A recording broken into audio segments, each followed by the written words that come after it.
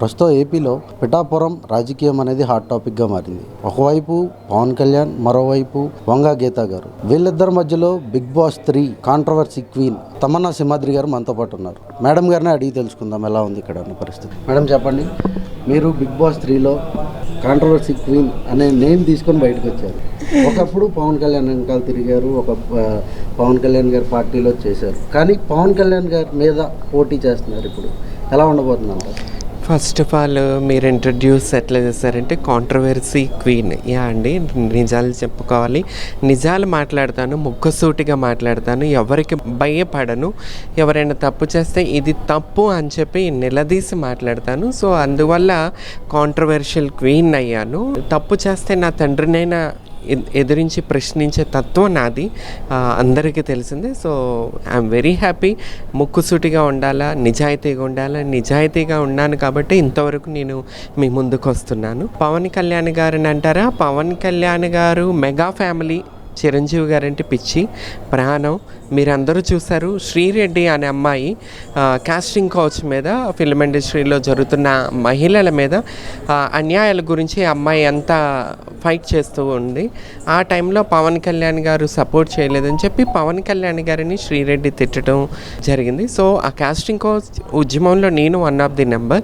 కానీ నేను mega family మీద ఉన్న అభిమానంతో ఒక ఉద్యమాన్ని కూడా వదిలేసి, ఒక ఉద్యమాన్ని కూడా నాశనం చేసేసి, నేను మెగా ఫ్యామిలీ చిరంజీవి గారి మీద ఓన్లీ చిరంజీవి గారి మీద ఉన్న అభిమానంతో, ఆయన తమ్ముడు పవన్ కళ్యాణ్ గారు కాబట్టి సో ఆ ఉద్యమాన్ని కూడా ఇది చేసి ఆమె తిట్టిందని చెప్పి నేను పవన్ కళ్యాణ్ గారికి సపోర్ట్ చేస్తూ ఉద్యమాన్ని ఇది చేయటం జరిగింది.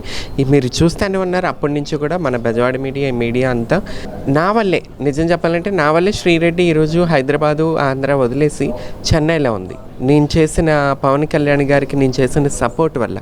కానీ వీళ్ళకి ఎట్లా ఉంటుందంటే పవన్ కళ్యాణ్, జనసేన ఇవి ఎట్లా ఉంటుందంటే సపోర్ట్ చేసేవాళ్ళు మీరంటే మా ప్రాణం, మీకోసం మేము ఏదైనా చేస్తాం అనుకోండి, వాళ్ళు తొక్కేస్తారు, వాళ్ళని రానివ్వరు, వాళ్ళని తిట్టే వాళ్ళని కౌగలించుకుని ముందుకెళ్తారు. అదేంటో మరి ఆ పద్ధతి ఏంటో నాకు జనసేన అనేది నాకు అర్థం కాలేదు. నేను 2019లో కూడా ఆశించాను ఎమ్మెల్యే పోటీ టికెట్ వస్తుందని. 2024లో కూడా ఆశించాను. యాక్చువల్లీ జగన్మోహన్ రెడ్డి మీదుగా పవన్ కళ్యాణ్ ఆదేశిస్తే నేను పోటీ చేస్తానని చెప్పి జనసేన సోషల్ మీడియా అది క్రియేట్ చేశారు. బట్ దాన్ని నేను యాక్సెప్ట్ చేస్తూ పవన్ కళ్యాణ్ గారు ఆదేశిస్తే నేను జగన్ మీద పోటీ చేస్తానని చెప్పి, ముఖ్యమంత్రి మీద పోటీ చేస్తానని చెప్పి నేను వాయిస్ ఇవ్వటం జరిగింది, సవాలు విసరటం జరిగింది. కానీ ముఖ్యమంత్రి మీద చేయకపోయినా ముఖ్యమంత్రి కొడుకు మీద చేశారు మీరు, లోకేష్ గారి మీద. అది ఎలా ఉంటుంది అంటే మీకు అప్పుడు కనీసం డిపాజిట్స్ కూడా రాలేదు, డిపాజిట్స్ అంటే వచ్చిన ఓటింగ్ కూడా రాలేదు మీకు అని చెప్పి మాట్లాడారు.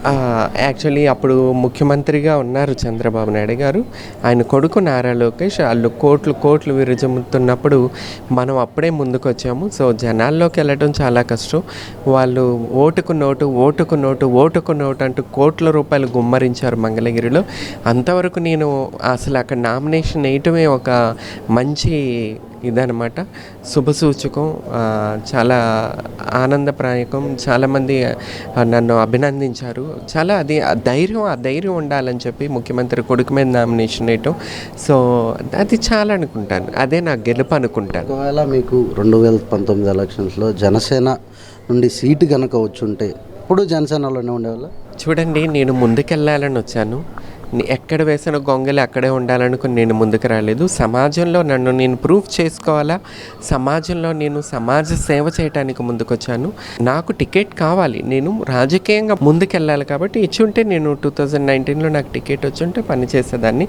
కానీ డబ్బు ఇచ్చిన వాళ్ళకే, కోట్లు గుమ్మరిచ్చే వాళ్ళకే వాళ్ళు కూడా టికెట్లు ఇవ్వటం వల్ల మనం ఇండిపెండెంట్గా పోటీ చేస్తాం. అయినా నేను వదులుకోలేదు, అభిమానంతో 2024 కూడా ఎదురు చూశాను. కానీ అదే నడిచింది. కోట్ల రూపాయలు పార్టీ ఫండ్ ఇచ్చిన వాళ్ళకే టికెట్లు ఇచ్చేశారు, పార్టీ కోసం పనిచేసిన వాళ్ళకి టికెట్లు ఇవ్వలేదు. జనసేన పార్టీకి కష్టపడిన వాళ్ళకి ఎవరికి టికెట్లు ఇవ్వలేదు. తెలుగుదేశం పార్టీ వాళ్ళు కండవాళ్ళు కప్పేసి వాళ్ళకి ఎమ్మెల్యే టికెట్స్ ఇచ్చారు. దీన్ని బట్టి ఏం అర్థమవుతుందో మీరే ఆలోచించుకోవాలా. సో నాకు రామచంద్ర యాదవ్ గారు నన్ను గుర్తించి బీసీవై పార్టీ స్థాపించిన తర్వాత ఆయన నన్ను పిలవటం జరిగింది, నాకు ఎమ్మెల్యే టికెట్ ఇవ్వటం జరిగింది. So first trans female in Andhra Pradesh B form తీసుకున్నాను. ఫస్ట్ ఇండిపెండెంట్గా చేశాను 2019లో. 2024లో ఒక పార్టీ స్థాపించిన జాతీయ పార్టీ నుంచి బీఫామ్ తీసుకున్నాను. సో ఆల్ క్రెడిట్స్ నాకు వస్తుంటాం. ఇదంతా దైవ లీలలు అనుకుంటున్నాను. నేనేముందండి, ఒక మనిషిని. నేను అనుకోలేదు యాక్చువల్లీ ఇట్లా జరుగుతుందని. దైవ లీల, దేవుడికి నన్ను ముందుకు తీసుకెళ్లాలని ఉంది. బీసీవై పార్టీ నాయకుడు ఎవరైతే స్థాపించారో రామచంద్ర యాదవ్ గారు, రామచంద్ర యాదవ్ గారికి చాలా ఎదురు దెబ్బలు తగులుతున్నాయి. అంటే వెనక్కి వెళ్ళిపో అని చెప్పి, ఓట్లు అడగొద్దని చెప్పి. ఎలా ఉంటుంది అలాగా? అందుకే కదా ఆయన తమన్నా సింహాద్రిని తీసుకున్నారు. కుక్క కాటుకి చెప్పు దెబ్బ కొట్టేదే తమన్నా సింహాద్రి. ఎంత టోన్ అయినా సరే ఎదురించి ముందుకెళ్ళేదే తమన్నా సింహాద్రి. తమన్నా సింహాద్రి ఒక శక్తి, ఆయనకు తెలుసు, ఆయన గుర్తించారు. మన జనసేన పవన్ కళ్యాణ్ గారు డబ్బును గుర్తించారు, కోట్ల రూపాయలు ఇచ్చే వాళ్ళని గుర్తించారు. కానీ రామచంద్ర యాదవ్ గారు ఒక శక్తి రూపాన్ని గుర్తించి ఈమె ముందుకు రావాలని చెప్పి నాకు తీసుకురావడం జరిగింది. ఇలాంటి కుక్కలు మొరుగుతూ ఉంటే కుక్కలకి చెప్పు దెబ్బ కొట్టుకుంటూ మా నాయకుడికి రామచంద్ర యాదవ్కి సపోర్ట్ చేసుకుంటూ ముందుకెళ్తాము, దూసుకుపోతాము. ఈ 2024 తర్వాత మహాశక్తులుగా రెండే పార్టీలే ఉంటాయి. ఆ రెండో పార్టీగా మా పార్టీ బీసీవై పార్టీ ఉంటుందని చెప్పి తెలియజేస్తున్నాను. పిఠాపురమే ఎందుకు? పిఠాపురమే ఎందుకంటే ఫస్ట్ నిజాలు మాట్లాడుకోవాలంటే పార్టీ నాయకుడు డిసైడ్, మా పార్టీ కమిటీ డిసైడ్ పిఠాపురం. ఆ తర్వాత ఎక్కడో నేను పవన్ కళ్యాణ్ గారి మీద నేను అని ఆలోచించాను. కానీ ఇవి పవన్ కళ్యాణ్ గారు కూడా కార్యకర్తలకి పట్టించుకోకపోవటం, జనసేన పార్టీ కోసం పనిచేసిన వాళ్ళని గుర్తించుకోకపోవటం, ఎంతసేపు చంద్రబాబు నాయుడికి ముఖ్యమంత్రి చేయాలనుకోవటం, చంద్రబాబు కోసం పని చేయటం, ఇవన్నీ నమ్ముకున్న వాళ్ళని నట్టేంట్లో ముంచే వాళ్ళని నిలదీయాలని చెప్పి నేను ఈ రోజున పిఠాపురంలో నిలబడటం జరుగుతుంది. మేడం, కానీ బయట ప్రచారం ఎలా జరుగుతుందంటే పవన్ కళ్యాణ్ గారి మీద పోటీ చేస్తే ఫైనలైజ్ నాకు బిగ్ బాస్లోనే వచ్చింది. బిగ్ బాస్ ఏంటి, నాకు అప్పుడు మన పవన్ కళ్యాణ్ గారిని శ్రీరెడ్డి తిట్టుతుంటే ఆ శ్రీరెడ్డి నుంచి ఒక శక్తిలా వచ్చి పవన్ కళ్యాణ్ గారిని మెగా ఫ్యామిలీని కాపాడాను మా అందరికీ తెలిసే. అప్పుడే నాకు పెద్ద మైలేజ్ వచ్చేసింది, వాట్ తమన్నా సింహాద్రి అని చెప్పి. ఇప్పుడు ఇంకేం మైలేజ్ కావాలా అంటే ప్రతి సంవత్సరం మైలేజ్ తెచ్చుకోవాలా? నేను అవసరం లేదు కదా. వాట్ తమన్నా, హూ తమన్నా అనేది అందరికీ తెలుసు. నోటాకి పడే ఓటింగ్ అన్నా ఇక్కడ మీకు జరుగుతుందంటారా? ఇప్పుడు ఎక్స్పీరియన్స్ ఉంది, ప్రజల్లోకి వెళ్తున్నాను, కష్టపడుతున్నాను. ఎంతమందిని తెచ్చుకున్నా, ఎంతమందికి మూట కట్టుకొని వచ్చినా, కుప్పలుగా పడిపోయినా సరే నేను మాత్రం ఒంటరిగా ప్రజల్లోకి వెళ్ళి ప్రజల సమస్యలు తెలుసుకుంటున్నాను. కాబట్టి ప్రజలు నన్ను గుర్తించి ఓట్లేస్తారని చెప్పి ఆశిస్తున్నాను. పవన్ కళ్యాణ్ గారు, వంగా గీత గారు ఉన్నారు. వంగా గీత గారు వైసీపీ తరఫున ఆల్రెడీ ఒకసారి ఎమ్మెల్యేగా చేశారు, ఎంపీగా చేశారు. పవన్ కళ్యాణ్ గారు అంత స్టార్ మ్యాన్, వాళ్ళిద్దరిని తట్టుకొని నిలబడగలరంటారా?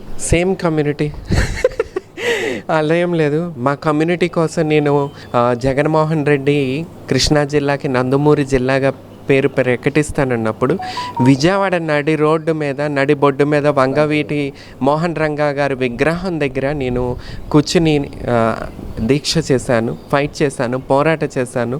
సో మా కమ్యూనిటీ పోరాటం చేసిన దాన్ని నన్ను గుర్తిస్తారు. ఇంకా చూసుకుంటే పవన్ కళ్యాణ్ గారి కన్నా కూడా మా కమ్యూనిటీకి నేను ఎంతో కొంత చేస్తున్నాను. కమ్యూనిటీ అంట. పవన్ కళ్యాణ్ గారు మా కమ్యూనిటీకి చేసిందేం లేదు, చంద్రబాబు గారు కమ్యూనిటీకి పనిచేస్తున్నారు, చంద్రబాబు గారు కమ్యూనిటీ కోసం కష్టపడుతున్నారు. సో ఇక్కడ ఉంది ఎక్కువ మా పర్సంటేజ్ మా కమ్యూనిటీ, కాబట్టి నన్ను గుర్తించి ఓట్లేస్తారని చెప్పి నేను ఫైనల్లీ చెప్పండి. మీ కమ్యూనిటీ గురించి మాట్లాడారు కాబట్టి పవన్ కళ్యాణ్ గారు పిఠాపురంలో గెలవనివ్వను, ఒకవేళ గెలిస్తే ముద్రగడ్డ పద్మనాభ రెడ్డి అని పేరు పెట్టుకుంటానని చెప్పారు. దాని గురించి మీ కామెంట్స్ ఏమని చెప్పగలరా? పెద్ద ఆయన గౌరవం ఇవ్వాలా, ఆయన కమ్యూనిటీ కోసం ఎన్నో చేస్తున్నారు.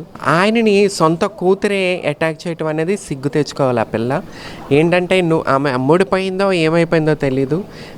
పెద్ద ఆయన గురించి నేను మాట్లాడలేను. గొప్ప మనిషి, గొప్ప వ్యక్తి, కమ్యూనిటీ కోసం చాలా కష్టాలు పడ్డారు. చంద్రబాబు నాయుడు గారు ఆయన్ని చాలా ఇరికించి బాధలు పెట్టి జైలు పాలు చేసి వాళ్ళ ఇంట్లో మహిళలను కూడా రోడ్ల మీదకి ఇడిచి కేసులు పెట్టి, తప్పుడుగా కేసులు పెట్టి చాలా ఇబ్బందులు పెట్టారు. అయినా మా కమ్యూనిటీ కోసం ఆయన చాలా కష్టపడ్డారు. సో అలాంటి నాయకుడు చెప్పారంటే ఎంతో కొంత నిజాలే ఉంటాయి.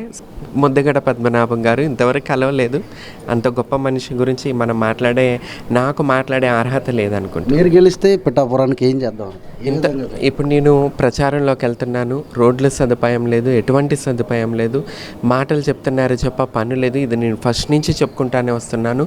ఆంధ్రప్రదేశ్లో ఎటువంటి ఫెసిలిటీ డెవలప్మెంట్ లేదు. ఎక్కడ వేసిన గొంగలే, ఎంతో నిరుద్యోగత ఉంది. మన ఆంధ్రప్రదేశ్ మొత్తం సగానికి సగం హైదరాబాద్ వెళ్ళిపోయారు. సో అలాంటి మార్పు తీసుకొచ్చి డెవలప్మెంట్ ముందు మా నాయకుడు ఇప్పటికే 50,000 మందికి ఉద్యోగాలు కల్పించారు. మేము పార్టీ స్థాపించక ముందే, మేము ప్రభుత్వం అది రాకముందే ఆయన ఇంత వర్క్ చేశారంటే మేము ముందు ఇంకెంత వర్క్ చేస్తామని చెప్పి తెలుసుకోవాలి. ఎటువంటి తమన్నా సింహాద్రి గారికి ఓటు వేయాలంటే పోస్టల్ బ్యాలెట్లో ఏ నెంబర్కి నొక్కాలి, ఏంటి? పోస్టల్ బ్యాలెట్లో పవన్ కళ్యాణ్ గారిది 4 అయితే అది నెంబర్ 6, పక్కనే ఉన్నాం అక్కడ కూడా. సో నెంబర్ 6 అండి. నెంబర్ 6లో మన చెరుకు రైతు గుర్తు ఉంటుంది. పిఠాపురం కాన్స్టిట్యున్సీ ప్రతి ఒక్కరూ నన్ను గుర్తించాలా. మీలో మనిషిని, మీకోసం వచ్చిన మనిషిని. మీరు ఫస్ట్ నుంచి నన్ను చూస్తూనే ఉన్నారు. నిజాయితీగా ముక్కుసూటిగా ఉంటాను, అబద్ధాలు చెప్పను, మీకు మంచి చేస్తానని చెప్పి నేను తెలియజేస్తున్నాను. Thank you so much. ఇది పరిస్థితి. తమన్నా సింహాద్రి గారికి ఓటు వేయాలంటే పోస్టల్ బ్యాలెట్లో 6వ నెంబర్కి నొక్కి చెరుకు గుర్తుకి ఓటు వేయమని చెప్తున్నారు.